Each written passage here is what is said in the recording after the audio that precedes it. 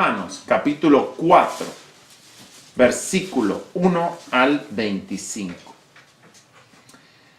Nueva traducción viviente. Humanamente hablando, Abraham fue el fundador de nuestra nación judía.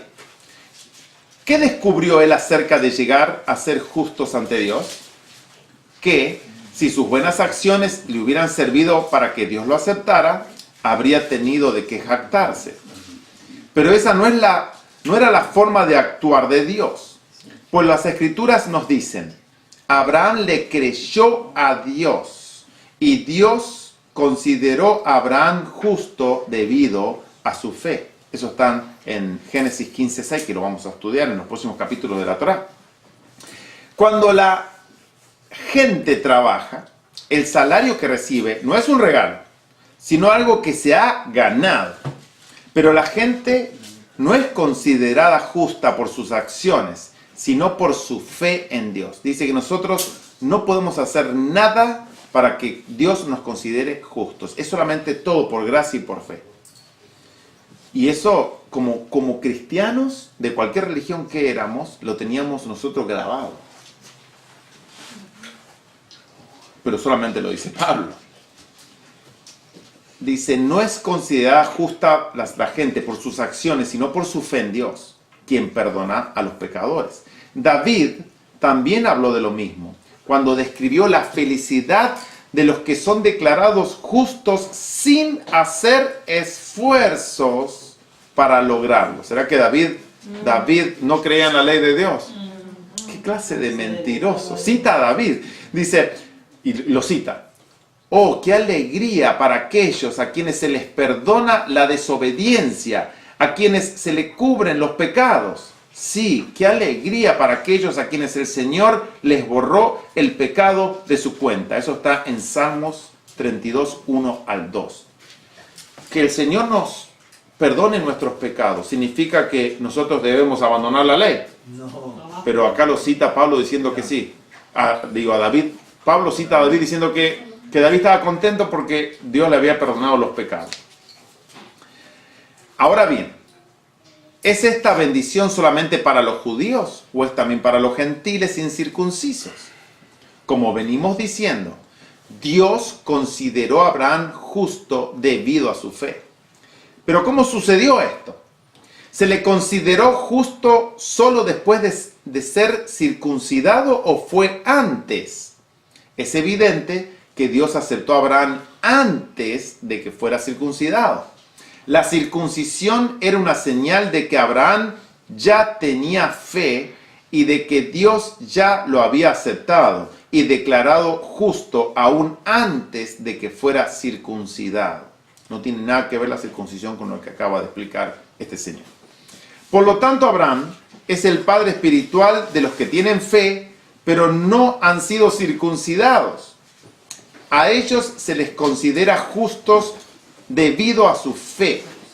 Y Abraham también es el padre espiritual de los que han sido circuncidados, pero solo si tienen la misma clase de fe que tenía Abraham antes de ser circuncidado. Obviamente, la promesa que Dios hizo de dar toda la tierra a Abraham y a sus descendientes no se basaba en la obediencia de Abraham a la ley, sino en una relación correcta con Dios. Pero, ¿cómo sabemos que estamos en una relación correcta con Dios? Díganme. Obedeciendo sus mandatos. Cuando Dios le decía algo a Abraham, ¿qué hacía Abraham? Cuando le dijo, les leja, salí de Babilonia, ¿qué dijo Abraham? Obedeció. ¿Cómo que Abraham no tenía ley? Claro que sí, Dios le daba una orden y Abraham obedecía.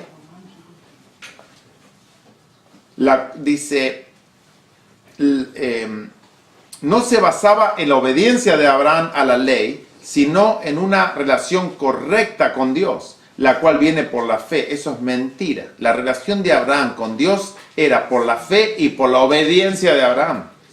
Si la promesa de Dios es solo para los que obedecen la ley, entonces la fe no hace falta y la promesa no tiene sentido. Pues la ley siempre trae castigo para los que tratan de obedecerla. ¿Cómo puede una persona, después de haber leído toda la Torá, decir que la ley trae castigo para los que tratan de obedecerla? ¿Para quién trae castigo la ley? Para los que no la obedecen.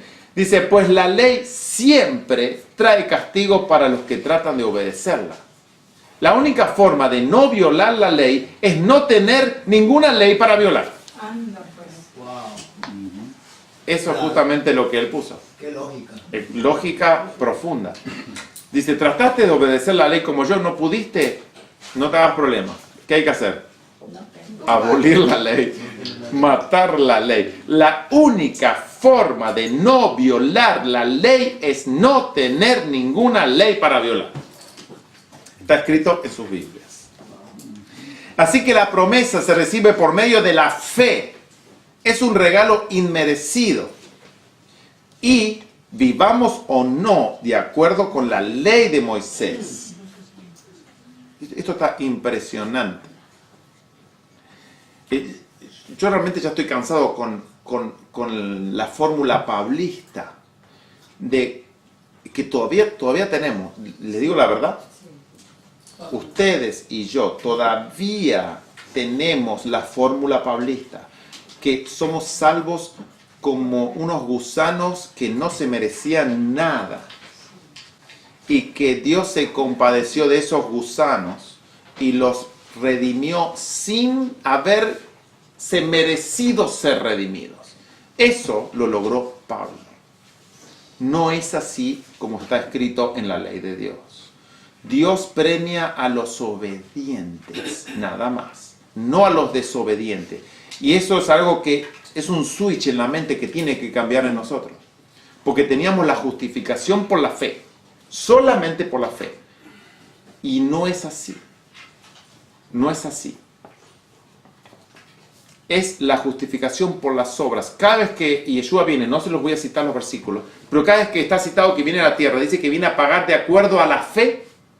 De acuerdo a sus obras.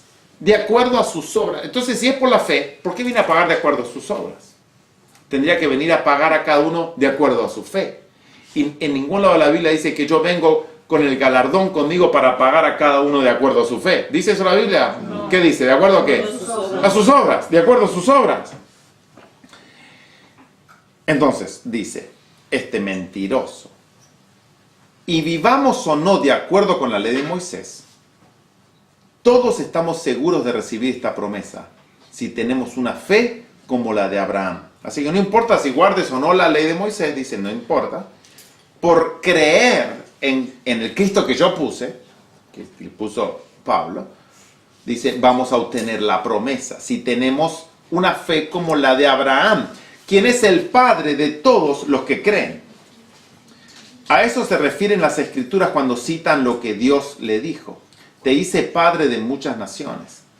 Esto sucedió porque Abraham creyó en el Dios que da la vida a los muertos y crea cosas nuevas de la nada. Aun cuando no había motivos para tener esperanza, Abraham siguió teniendo esperanza porque había creído en que llegaría a ser el padre de muchas naciones. Pues Dios le había dicho, esa será la cantidad de descendientes que tendrás. Y la fe de Abraham no se debilitó a pesar de que él reconocía que por tener unos 100 años de edad, su cuerpo ya estaba muy anciano para tener hijos, igual que el vientre de Sara. Abraham siempre creyó la promesa de Dios sin vacilar. De hecho, su fe se fortaleció aún más y así le dio gloria a Dios. Abraham estaba plenamente convencido de que Dios es poderoso para cumplir todo lo que promete. Y debido a su fe, Dios lo consideró justo. Y el hecho de que Dios lo considerara justo no fue solo para beneficio de Abraham, sino que quedó escrito también para nuestro beneficio, porque nos asegura que Dios nos considerará justos a nosotros también si creemos en Él, quien levantó de los muertos a Jesús, nuestro Señor. Él fue entregado a la muerte por causa de nuestros pecados y resucitado para hacernos justos a los ojos de Dios. ¿Por qué les leí todo este párrafo? Para que nadie diga que estoy sacando fuera de contexto con un versículo aquí y un versículo allá. Ahora, Jacobo le contesta a Pablo. Vamos a Jacobo 2, 14 al 26. Si usted no sabe dónde está Jacobo, entonces busque en su Biblia, que por ahí le pusieron un nombre católico, Santiago. Santiago, que nunca se llamó Santiago, pero en su Biblia seguro dice Santiago. Vamos a Jacobo, capítulo 2, versículo 14 al 26, Reina Valera, 1960. Jacobo, un discípulo, un apóstol verdadero de Yeshua, toma la misma historia de Abraham y la da vuelta completamente para desmentir a este mentiroso. Dice Jacobo: hermanos míos, ¿de qué aprovechará si alguno dice que tiene fe y no tiene obras? ¿Podrá la fe salvarle? Mire cómo lo pone Jacobo. ¿Podrá la fe salvarle? Según Pablo, la fe te salva. Y si un hermano o una hermana están desnudos y tienen necesidad del mantenimiento de cada día, y alguno de vosotros les dice: id en paz, calentaos y saciaos, pero no les dais las cosas que son necesarias para el cuerpo, ¿de qué aprovecha? Así también la fe, si no tiene obras, es muerta en sí misma. ¿Qué pasa con la fe sin obras? Es muerta. Muerta. Pero alguno dirá, o sea, Pablo, tú tienes fe y yo tengo obras. Bueno, a Pablo le dirán, un ejemplo. Pero también alguno dirá, tú tienes fe y yo tengo obras. Muéstrame tu fe sin tus obras y yo te mostraré mi fe por mis obras. ¿Cómo se muestra la fe? Por las obras. La fe, la única forma de mostrar la fe es ¿por qué? Por las obras. ¿Tú crees que Dios es uno? Bien haces. ¿A quién estará hablando? ¿A quién está hablando? Está hablando a Pablo directamente. Tú, Pablo, apóstol de Azazel, crees que Dios es uno. Bien haces. También los demonios, o sea, tus compañeros creen y tiemblan. Eso. Los demonios creen, tienen fe, creen y tiemblan. ¿Esa fe los puede salvar? No lo va a salvar. Mas quieres saber, hombre vano. ¿A quién le dice hombre vano? A Pablo. A Pablo. Esto es una guerra entre los apóstoles verdaderos y este apóstol falso. ¿Qué dije que es todo el Nuevo Testamento? Una guerra. Es una guerra entre los apóstoles de Yeshua y este mentiroso. Mas quieres saber, hombre vano, que la fe sin obras es muerta. No fue justificado, y le toma justamente la misma historia. ¿No fue justificado por las obras Abraham, nuestro padre, cuando ofreció a su hijo Isaac sobre el altar? ¿Por qué fue justificado Abraham? Por las obras. ¿No ves que la fe actuó juntamente con sus obras? ¿A quién le está hablando Jacobo? Eso queda evidenciado. ¿No ves que la fe actuó juntamente con sus obras y que la fe se perfeccionó por las obras? ¿Cómo se perfecciona la fe? Por las obras. Y se cumplió la escritura que dice: Abraham creyó a Dios y le fue contado por justicia y fue llamado amigo de Dios. Cita el mismo versículo. Vosotros veis, pues, que el hombre es justificado por las obras, dice el verdadero apóstol de Yeshua. ¿Cómo es justificado el hombre? Por las obras. Por las obras y no solamente por la fe. Asimismo, también Rahab la ramera no fue justificada por las obras cuando recibió a los mensajeros y los envió por otro camino. Porque como el cuerpo sin espíritu está muerto, así también la fe sin obras está muerta. Le dijo a Pablo que era realmente un muerto. Y era realmente un muerto. ¿Queda bien claro lo que enseñaba un verdadero apóstol y lo que enseñaba un falso apóstol? Misma historia, mismos versículos citados. Uno dice la justificación es por la fe solamente, sin las obras. Y el otro discípulo y apóstol verdadero dice, no, la justificación es por las obras y se demuestra la fe en las obras.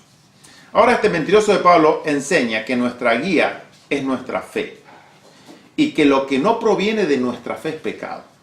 ¿Cuál es la definición de Juan que hace del pecado? ¿Se acuerdan? Es Saber transgresión hacer de lo la correcto y ley. no hacerlo es pecado. La definición de Juan. Sí, Es. la transgresión de la ley es pecado. Exactamente. Pecado es la transgresión de la ley. Exacto, eso es pecado. Pecado es la transgresión de la ley. Ahora Pablo dice que pecado es lo que no hagas y lo que no te indique tu fe. Continúa con este estudio. San Pablo, el apóstol de los cristianos, parte 2. Si estás interesado y quieres aprender de otros temas, visita nuestro sitio web www.laverdadeternacom